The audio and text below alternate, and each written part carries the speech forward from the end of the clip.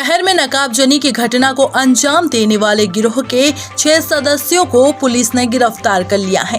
दरअसल मामला एरोड्रम थाना क्षेत्र में क्राइम ब्रांच पुलिस को सूचना मिली कि कुछ युवक हथियारों के साथ खंडर पड़े मकान में कोई बड़ी घटना को अंजाम देने की बात कर रहे हैं। मुखबिर सूचना पर दबिश देने पर पुलिस ने 6 आरोपियों को मौके से अपनी गिरफ्त में ले लिया। पकड़ाए गए आरोपियों से एक देशी कट्टा, सब्बल और अन्य औजार बरामद किए हैं। पकड़ाए गए आरोपी एक घर में नकाबजनी की वारदात को अंजाम देने वाले थे। पकड़ाए गए आरोपी से जब थाने लाकर सख्ती से पूछताछ की गई तो साल भर में 4-5 चोरी की वारदातों का खुलासा हुआ। कुछ 3 आरोपी गिरफ्तार हुए हैं। सर, क्या है पूरा मामला?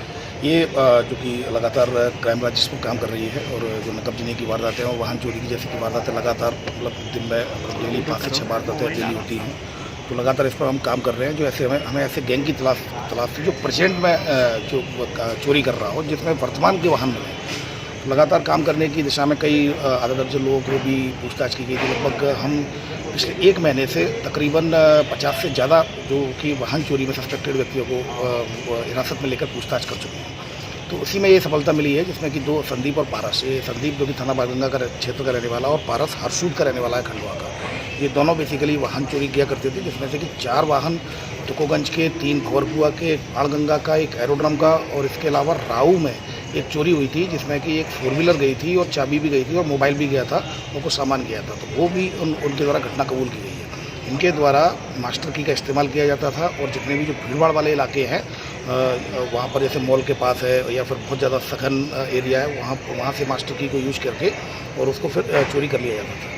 अभी तक टोटल 11 वाहन इनसे मिल चुके हैं, जिसमें 10 प्रकरणों में FIR है, जो पिछले 2 महीनों में FIR हुई हैं। तो सब ताज़ी घटनाएं हैं। 10 FIR इसमें ऑलरेडी हो चुकी है। तो उसमें ये तुकोगंज के द्वारा इसमें कार्रवाई की जा रही है।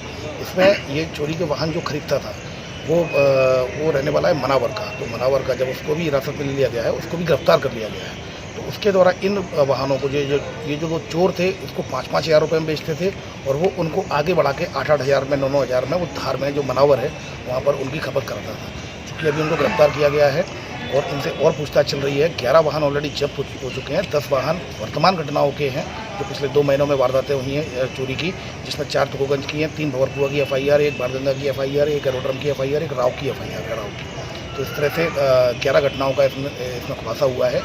11 FIR का इसमें डिस्पोजल हुआ है। इसके अलावा और पूछताछ की जा रही है और इनसे और भी वाहन मिलेंगे, क्योंकि रिलेवेंट गैंग है जो वर्तमान में लगातार ये चोरियां कर रहा है। इसमें ये भी अंदेशा है ना, ये केवल 2 ना होके इनके साथ कोई और भी लोग हो सकते हैं जो कि इस तरह की एक्टिविटीज़ में पुराने चोर भी शामिल हो सकते हैं, क्योंकि लगातार 5 से 6 वारदातें डेली वाहन चोरी की प्रतिदिन होती है। तो इसमें हम ये भी तलाश रहे हैं संभावना है कहीं पूरा ये बड़ा गैंग तो नहीं है जिसमें कि अलग अलग एरिया बांट कर ये वारदात करता हो। इसके अलावा भी चूँकि और भी लगातार हम संदिग्ध लोगों पर काम कर रहे हैं। इस वाहन चोरी के अलावा भी और भी हम वाहन चोरों को अभी हिरासत में लेकर पूछताछ कर रहे हैं। जल्दी बड़ी कार्रवाई की जाए। सर, क्या कारण क्या है चोरी करने का? क्या ये बेसिकली सभी लोग आर्थिक रूप से काफ़ी मतलब कमज़ोर हैं और ये चूँकि लॉकडाउन की वजह से, जैसा इन्होंने बताया गया था कि इनके पास कुछ नहीं था, लेकिन चूँकि इनका लॉकडाउन से पहले भी इनका प्रीवियस रिकॉर्ड है। इन पर 3 अपराध दो लोगों पंजीबद्ध थे। आदतन और अभ्यस्त अपराधी है ये।